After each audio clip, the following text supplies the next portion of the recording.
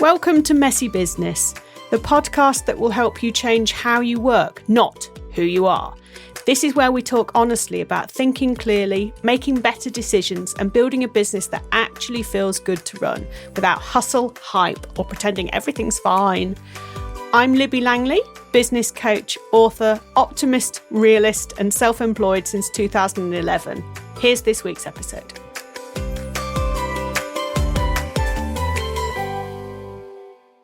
Hello, welcome to another episode of Messy Business. I am your host, Libby Langley. Welcome, welcome, welcome. Just want to say, this is actually me. I am not an AI podcast. I am a real human being. And I think, to be honest, AI would have the AI voice things would have a really tough job of making a podcast that did sound anything like me. Because, as you know, if you've been here for any length of time whatsoever, sometimes don't even finish a sentence because I've had another idea and move on from that. And that doesn't make this a terrible listening experience, just to say that. It's you follow along too, because your brain works pretty much the same as mine. And it's a very nuanced thing for AI to pick up on. So I wanted to do an episode about AI. Now, I did an episode, way back when, 3 years ago, about how using AI can save you 2 or 3 hours a week. I think I might have done an updated version since then, actually, but certainly there was one. So go back into the archive and listen to that one, because it was a really good episode on things that you can use AI for in order to be more efficient in your business. And I think that that's still stands and is still incredibly useful. However, we have an invasion now. We have AI slop, and we see it every single moment of every single day in our social media feeds. We read it in so many emails, and I wanted to talk about it today, really, because I do want to say, in defense of AI is not the problem, right? Sounding like everyone else is, because AI is an utterly incredible tool. I mean, it's been around forever, right? I mean, we've been using chatbots on websites for, I don't know how long. We've been doing, Google and all that stuff. The algorithms and that, they're all based around this kind of stuff. So AI is not new. Our accessibility to it as mere mortals not working in the tech field has, in the last, 3, coming up 4 years, I suppose, has really, really ramped up. And now so many people use, particularly ChatGPT, for just almost anything. We're arguably in danger of outsourcing all our critical thinking, but that's an entirely different topic, I think. But I encourage free thought still, absolutely. But what this episode is really about is how to use AI to make your content in particular better, not to sound like everyone else, because so many people are using AI, and I say particularly ChatGPT. I mean, that is the one that's used the most. People are starting to sound, identical. People are starting to sound so similar, and polished, structured, helpful, and completely forgettable.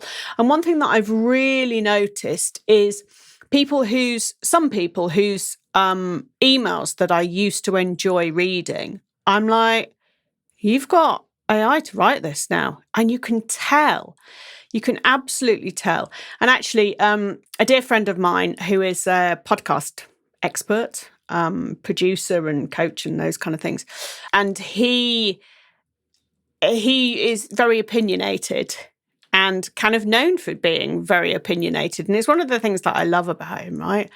And his emails used to be great. He does a lot of stuff on LinkedIn. His emails used to be great. And then I'm like, mate, what's happened?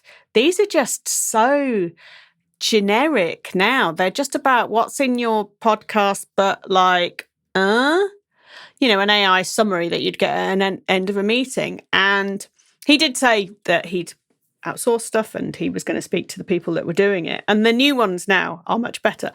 Just saying, if you're listening, mate, you know who you are. But it's like, and somebody else who's a big international, I suppose, coach, which works a lot in the book world as well as supporting solo business owners.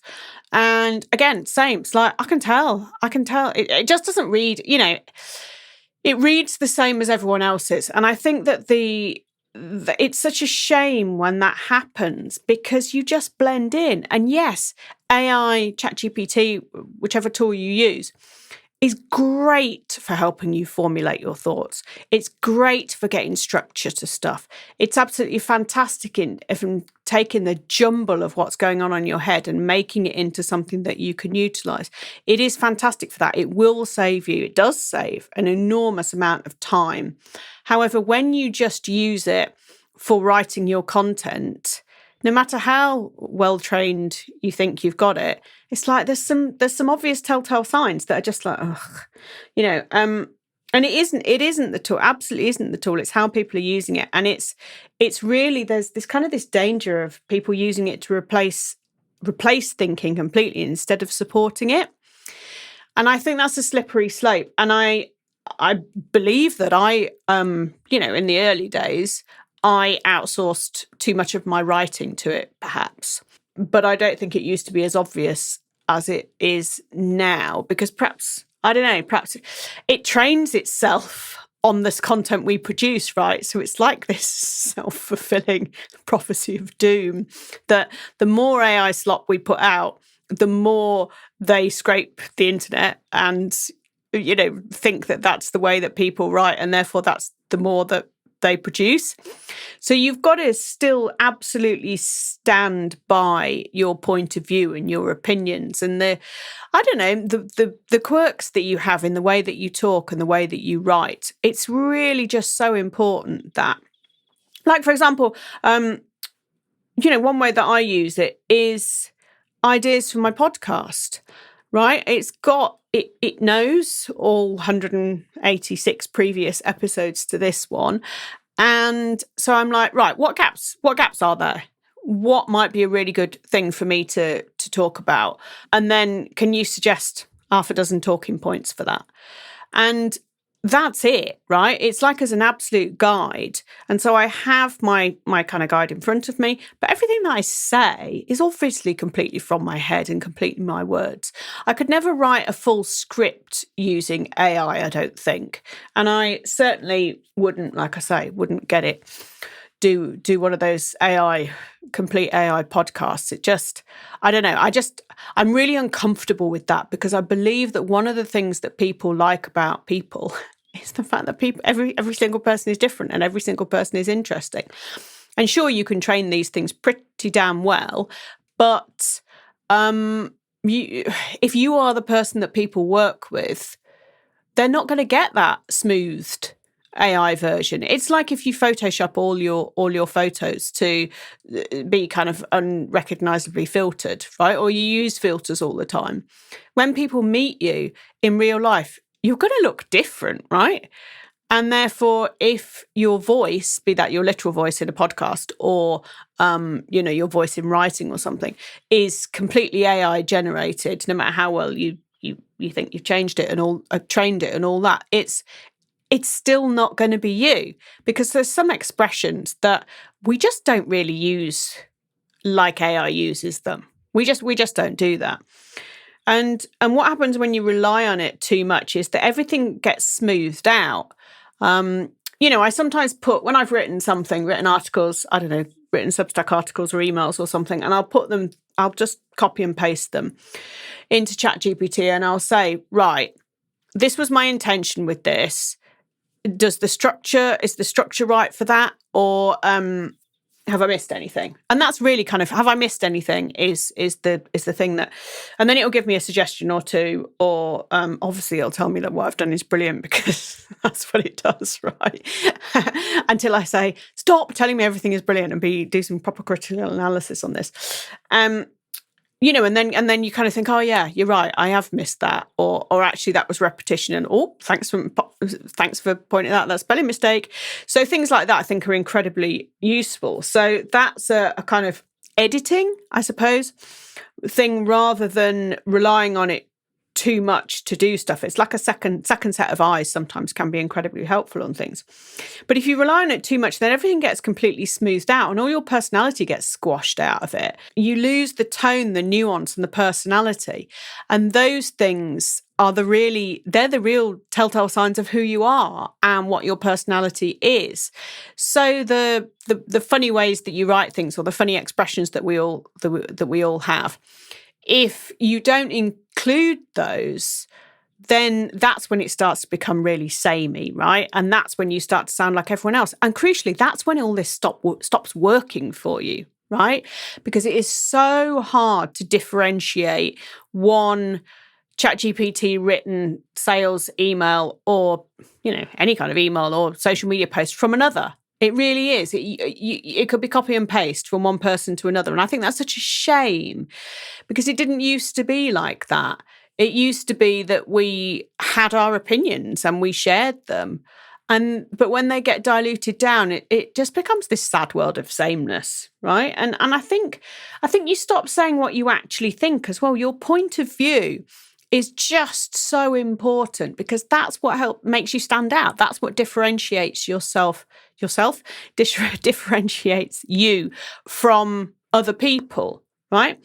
And you end up sounding like a version of, what business content should sound like, I guess. I suppose that's kind of the thing.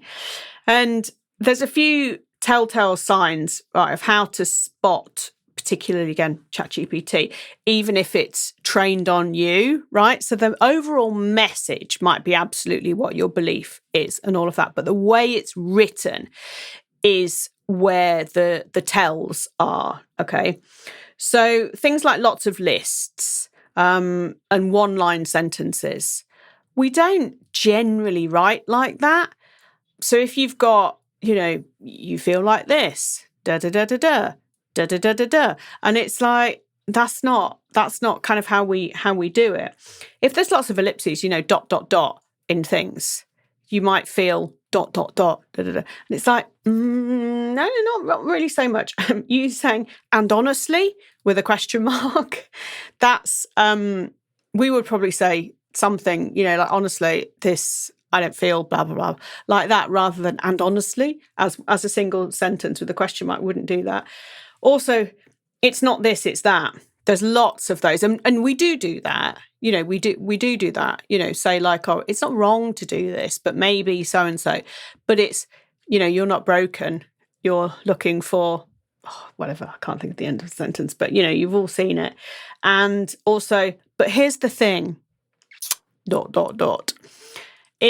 We do say, here's the thing, but I think more so we say the thing is so-and-so, so-and-so, and so-and-so. I think that's the way we say it more in British English. But everybody's got, and honestly, question mark, but here's the thing. And also no fluff, no pressure, just this or that.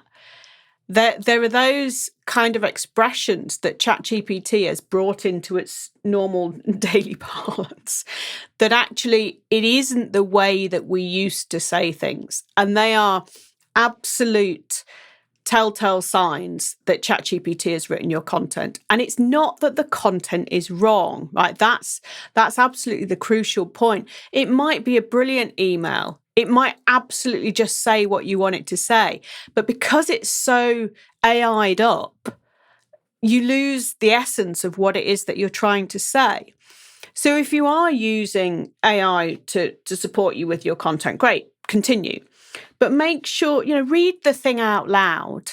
Just read it out loud to yourself before you send it, and notice what is like you're reading and what is like you're talking. And that's the difference. And those things, the ... the and honestly, it's not this, it's that. It's just this or that. No fluff, no pressure. Here's the thing. All those things, I think you will find that they're not actually how you talk. And if you do say them, you'll say them in a slightly different way. And that's one way to absolutely differentiate yourself from other people, is to just get rid of that stuff, that kind of standard stuff. It's no like it used to a few years ago, the rocket emoji. It used to use the rocket emoji and everything, which was just absolutely hilarious. And it doesn't do that now.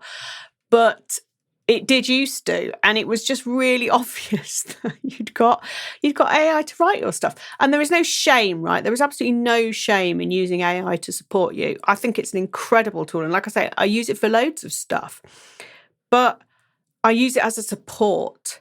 I use it as like a second brain. I use it as can't formulate my thoughts today. Just help me on this. I never use it as the finished version, because that wouldn't be my version, because I'm not polished and all of that, right? You've got to keep yourself in it. It's really so important. And I think there's kind of a wider point here as well in how we run our businesses. You know, this kind of copying framework, styles and tones, all of this stuff was happening before AI, but perhaps it wasn't quite so obvious. You know, people have always plagiarized, right? But people have always lent on other people for, or learnt other people's systems and frameworks for things because they've worked. And there's nothing wrong with that. There's nothing wrong with being taught a structure at all, as long as you keep it to the way you are and the way that you do things. And I think, you know, trying to sound right instead of trying to sound like yourself is where the sadness lies, because what is right? What is right? If you read some of the best emails that you get, or books, you know, or whatever magazine articles, it doesn't matter, whatever you read, right? You will know that there is a certain style that you like, and authors have particular styles, and newspapers have particular styles and particular leanings and particular ways of writing. And all of those are fine because they're all personal. There's nothing wrong with having like a style guide. You know, I have a copy of the Guardian style guide. I don't know, I probably had it for around 20 years, maybe more.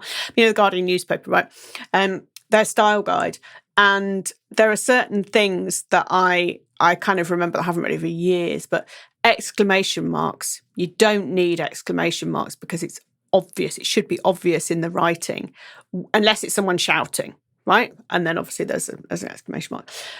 And it should be obvious from the writing whether it's a joke or whether it's something. And I think we've kind of lost that because now things get misinterpreted in the way we write because it's very short form content, a lot of what we write on social media. So, you know, there's things like that. And I think it's quite interesting what your own personal style is. And maybe that's something that you get ChatGPT to tell you, and then you can create that back to it as a prompt for writing something. So if you've written lots of things, it could be a diary, it doesn't matter, right? It's about getting the way that you write or the way you talk, or a transcript from the way you talk, from a meeting or from a podcast or from an interview or from you just talking. And you can put that in and say, right, what is my style and tone from this? This is the way that I naturally write and naturally talk. What is my style and tone from that? And then, great, lovely. Now create me a prompt for you to write like I write. And that's a really clever way of doing it, because every time it starts to slip into lists and one-line sentences and ... and honestly, and it's not this, it's that, and no fluff, no pressure, here's the thing, all that stuff, you can reshare your prompt and say, no, actually, this is remember, this is how I write. And it will get better. But it does forget, it does slip, right? So I think that those are really good points and good way of using it. But yeah, please take out those telltale stuff, because it ends up becoming an exercise in looking for the prompts rather than reading the content. Do you see what I mean? You get lost. You get lost in the AI-ness of it all. And that's such a terrible shame, because writing emails and sending out emails, you know, it takes time and effort. So don't waste that time and effort, because if somebody opens it and goes, oh God, yeah, this is like the one that I got 3 minutes ago from someone else, then you've lost that opportunity. And you've also lost a lot of trust and goodwill as well, because we're bombarded by all this shite, right? So don't add to it. Don't add any slop to people's plates. And I think it really matters commercially too, all of this, right? Because if everyone sounds the same, no one stands out. And we all know that we need to stand out. It's really important that we do that. Not as in a you've got to be visible way, just as in if you only send one email a week and that's all the marketing that you do, which is fine, then it's got to count. It's got to be good. It's not got to be the best thing you've ever written, right? But it's got to be good, and it's got to be, what? Worth people reading, considered. Yeah, it's got to be something maybe that people even look forward to.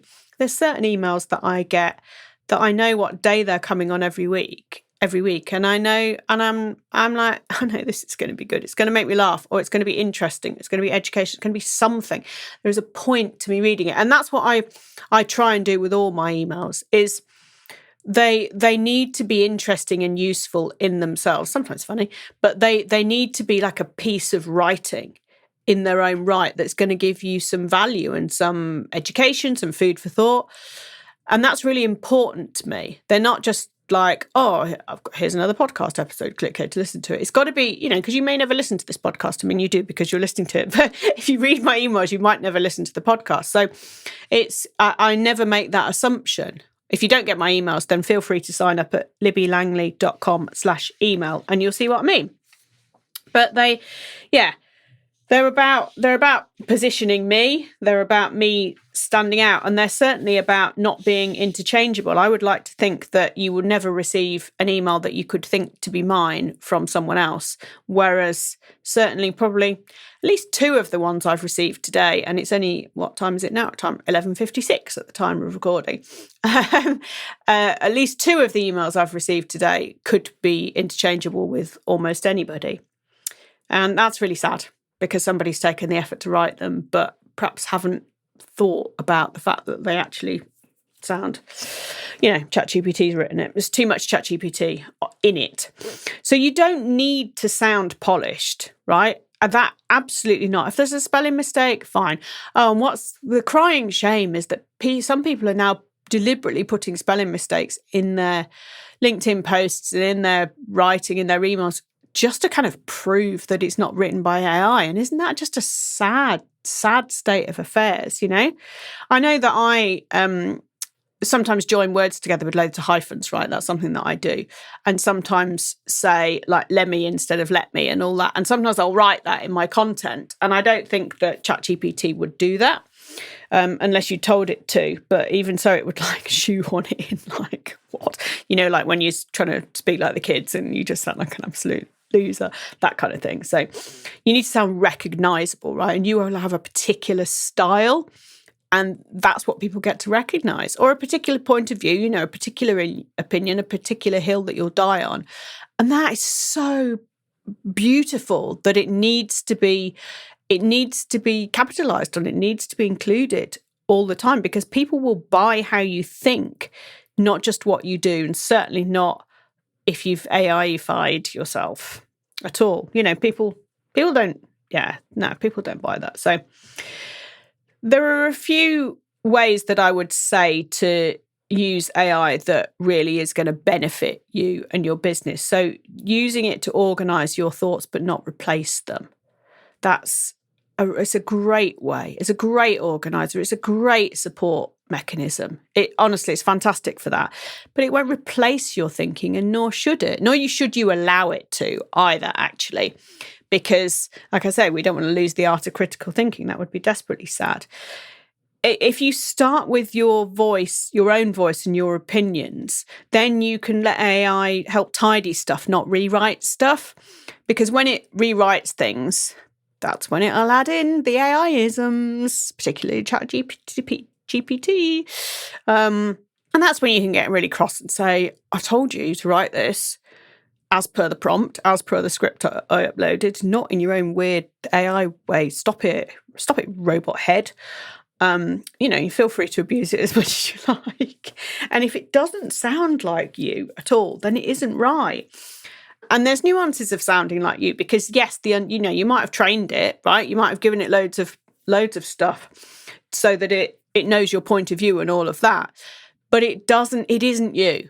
It isn't you. And that's the nuanced stuff that really, really matters. And that's the stuff that will differentiate you from you. And if it's using expressions like, and honestly, ? That's not in context, because I think we do that, but I think we say more, to be honest, blah, blah, blah, blah, blah, rather than, and honestly. Do you see what I mean? It's not the entire, it's not the use of the honestly that's the problem. It's kind of the fact that it does it in a certain way that isn't the way that we in natural conversation say things. And that's what you've got to be careful of. And so definitely if it doesn't sound completely like you, then it's not right.